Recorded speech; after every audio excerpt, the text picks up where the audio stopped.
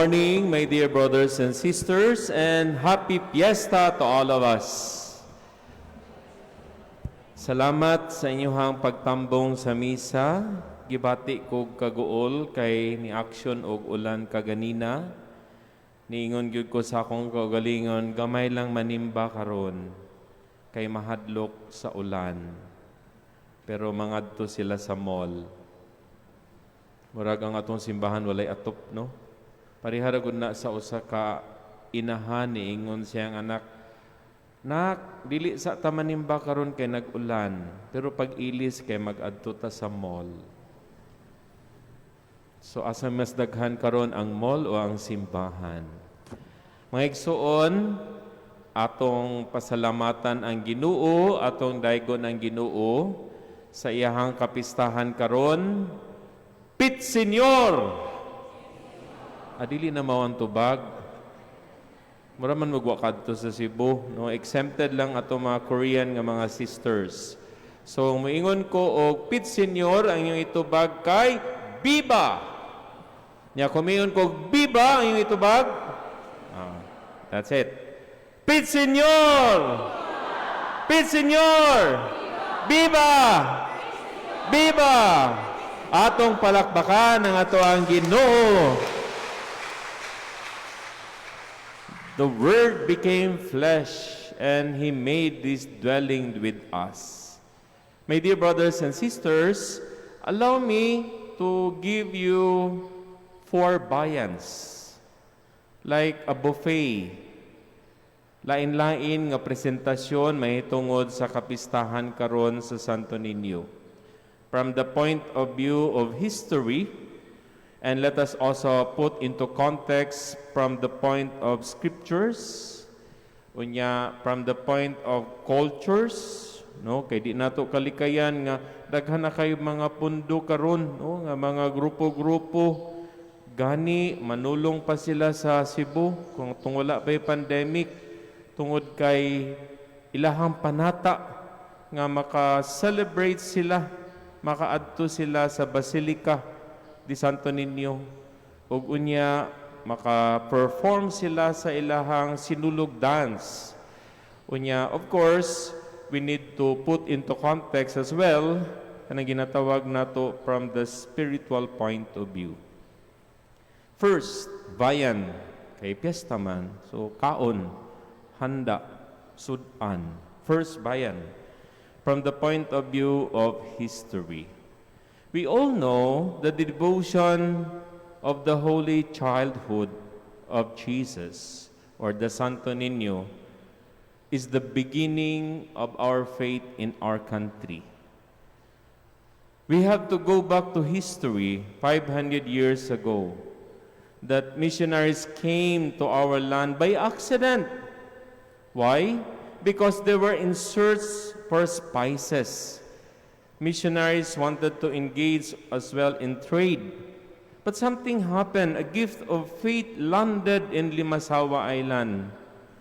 They noticed that some people were making a lot of gods attributed to the god of the sea, to the god of the river, the god of the forest, the god of the harvest. And so, the missionaries tried to educate these natives because they have so many gods and goddesses maybe. Kanang ginatawag siguro nato sa mga anito, anita. No? Ambot na ba anita? Anito siguro naa. No, basta na ay mga tuo-tuo ang mga tao. And that is why, if you notice that the old churches, there is a retablo. And they have so many places where they can place or enthrone the image of the saint. For example, maingon ta, kinsa man ang patron sa mga mag-uuma. We have San Isidro Labrador. Kinsa man ang patron sa mga kahayupan. So we have Saint Francis of Assisi. So mauna nga, ang mga tao kaniadto, ang mga natives, nakasabot sila nga dili deni na ay Ginoo sa usa ka particular nga tuo-tuo. Na ay Ginoo sa tanan, na atay patron nga gidang panan. So what happened? the people resisted to the desire of the missionaries. And we know the battle of Magellan and Lapu-Lapu. You ask the children, kinsay nakapatay kay Magellan? Hindi man mo mga bata, no? Sige lang, magpakabata daw mo karon. Kinsay nakapatay kay Magellan?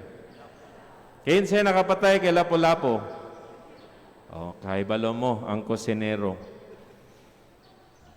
Pero, kini mga bata, pwede nga binata nga pagsabot, pero it really happened.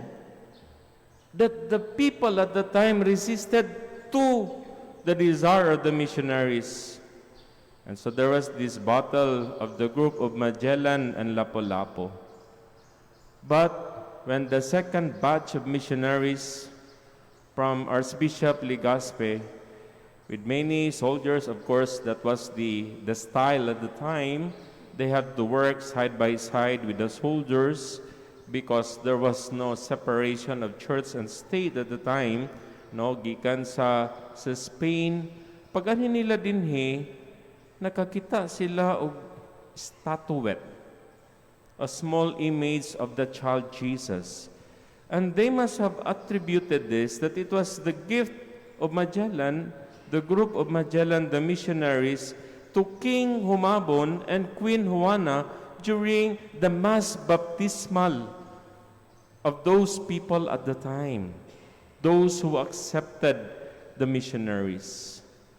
And so mauna nga gi-preserve ni sa mga Augustinian, mauna ginaatuan sa mga tao dito sa Santo Niño de Cebu. I was so lucky since my classmate used to be the curator of Santo Niño, na atay ginatawag nga replica of the image kanang ginapilahan sa mga tao, but at the same time they kept the original one, no, kanang murag treasure na sa tuang pagtuo nga ang in charge ani mga Augustinian. Muna nga, according to tradition, for those people who get involved to the celebration of the Sinulog, I don't know if you have gone to the place where performers would do the dance, the ritual in front of the basilica. Kay mura siya amphitheater, no? Nya na ay mga benches sa taas niya, diha sa tunga, diha mag-celebrate ang mga performers. All performers of the Sinulog must go there before they perform to the street. And they have to perform a common dance before they join the competition. O naaning ginatawag. Mauna nga, ang hadlok pud ani usahay, kay basig ma-commercialize na. Nawala na tong spiritual aura of the celebration. Mauna, miingon ta, walay sinulog karon. Walay ati-atihan, kay pandemic man. No! No! We can still celebrate the great feast of the church because pandemic cannot stop us. And that is why we celebrate the Eucharist. Wala na siguro itong mga activities nga pwede na to dili mahimo, pero magpadayon ang kalipay ang selebrasyon. Especially that this year, we thank the Lord for the gift of faith 500 years ago. So daghan kay plano ang mga obispo. We even prepared this yearly novena. No, kanang 9 years na to nga preparation. Nya karon unta ang big celebration. In fact, there was this desire to invite the Holy Father to come to the Philippines kay mag-celebrate lagi ta sa atong 500 years. So nahitabo man ni, dili ba nato ipadayon? Siguro na yung mga butang nga dili ipadayon, pero the essence of the celebration goes back to the real understanding of Christ made man, the Word made flesh. And that is why, for those people who would criticize us, nga kitang mga Katoliko, wala dahi tayo sense of scriptures. Kaya ang uban nga mga relihiyon, aning ginatawag nga sola scriptura, scriptures alone. Makabasa ba ka og Santo Niño sa Biblia? Kining gibasa natong ebanghelyo na abay Santo Niño, wala. So sa ato pa, dili verbatim ang quotation, may tungod sa Jesus nga nanghimong tao, pero nahimo siyang bata. Maybe we cannot find exactly the word Santo Niño, but we knew that the Word became flesh. God made His dwelling with us. He is Emmanuel. So kini atong padayunon sa paglantaw nga si Jesus nahimong bata o gipadayag niya ngiyang gahom. So wala ba ni sa Biblia? Naa sa Biblia. Wala lang ang pulong nga Santo Niño. And that is why, my dear brothers and sisters, for those people who might contradict our belief and our practices and our tradition, that we have no basis with regard to this devotion and it is not founded on scriptures, they are actually wrong. Because we have heard that Jesus became like us in all things except in sin. Now, I gave you already two variants from the historical point of view and from the point of scriptures. Now, the third is all about our cultural practices. My dear brothers and sisters, we cannot deny that some people are attributing the image of the Santo Niño as a mere luck, pampaswerte lang, na ay mga tindahan. Example, mag-bless ko og tindahan, labi na sa mga inchik, modesty aside, kung na mga inchik diri, no, dili man siguro tanan, pero na ay mga Chinese nga, natingala ko nga ingon ani ang ilang practice. Nag-bless ko sa ilang tindahan, unya, naa ang image sa Santo Niño.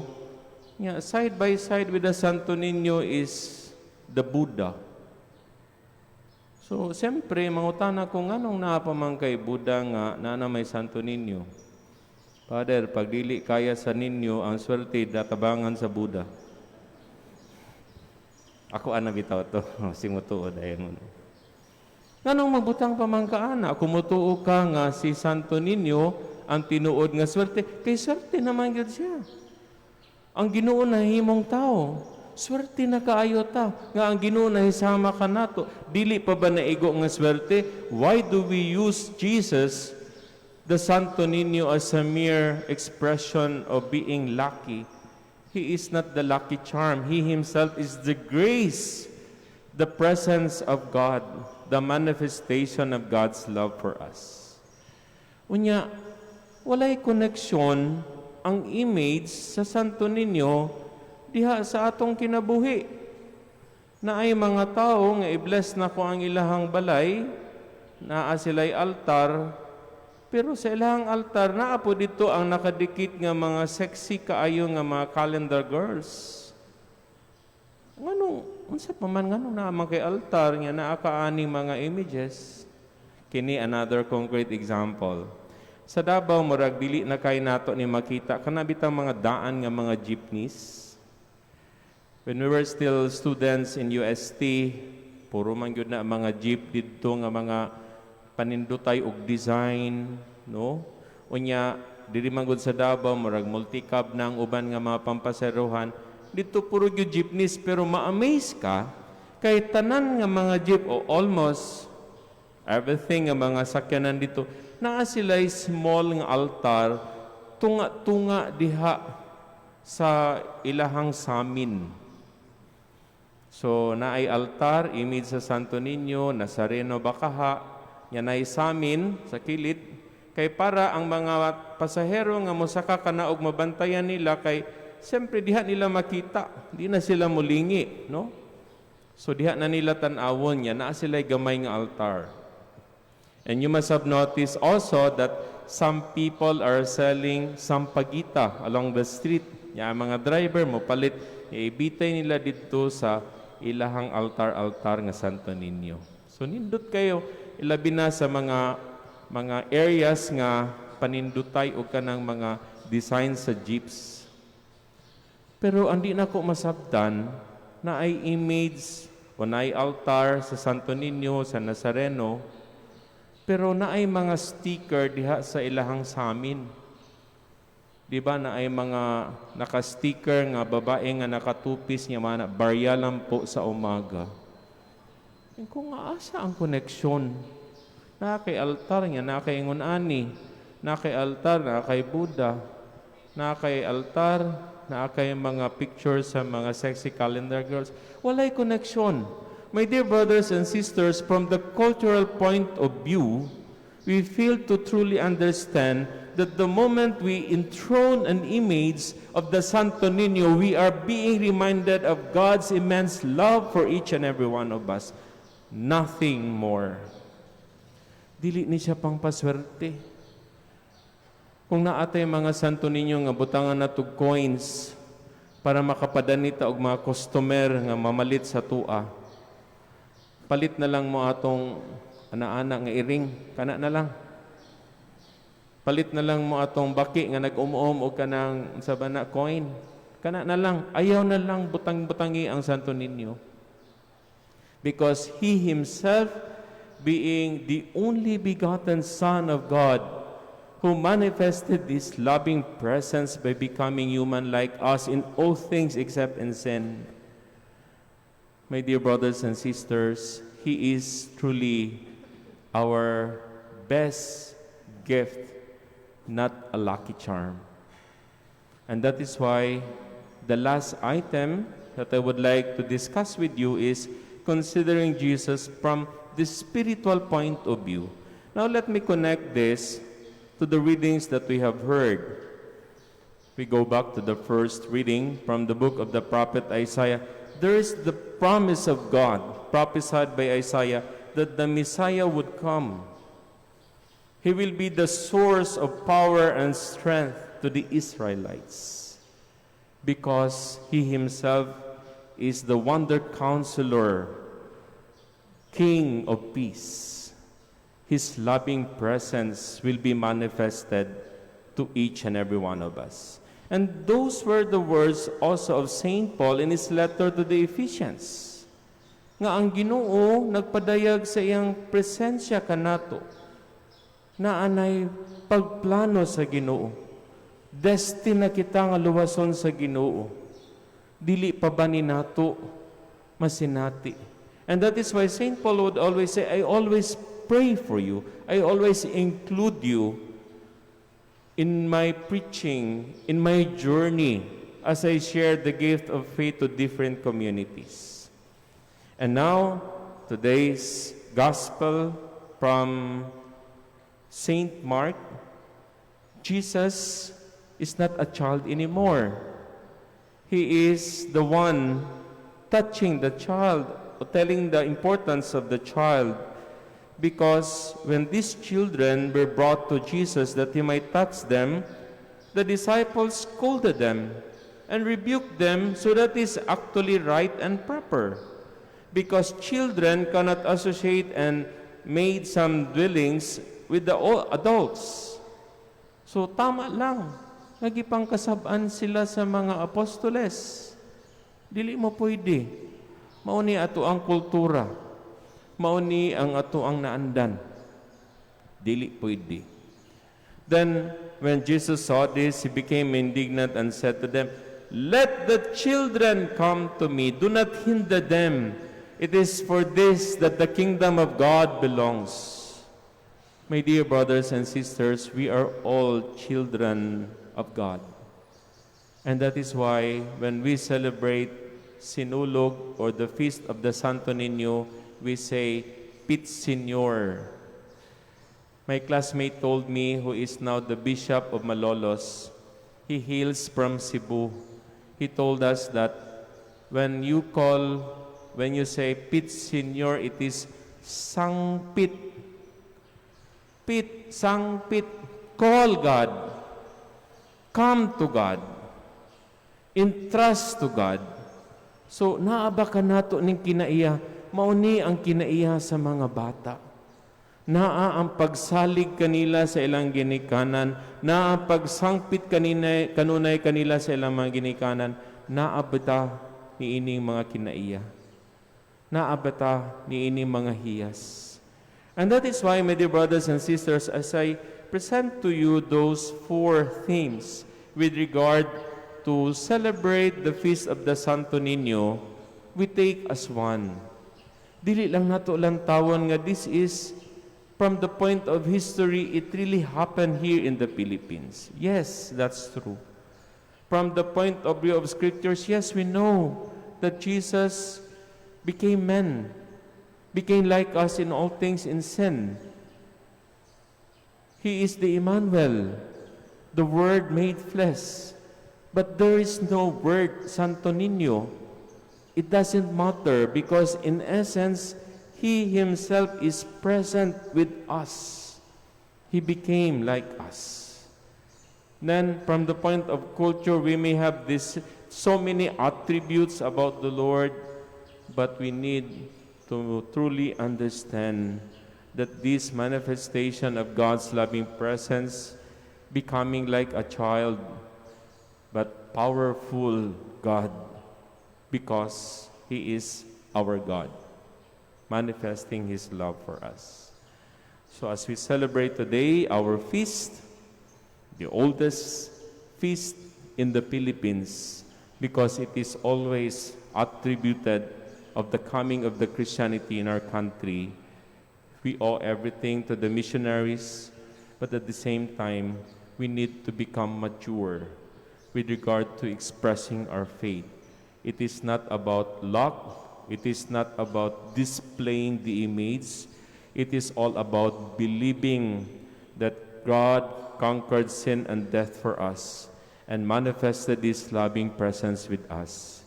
The same God who is the Santo Niño.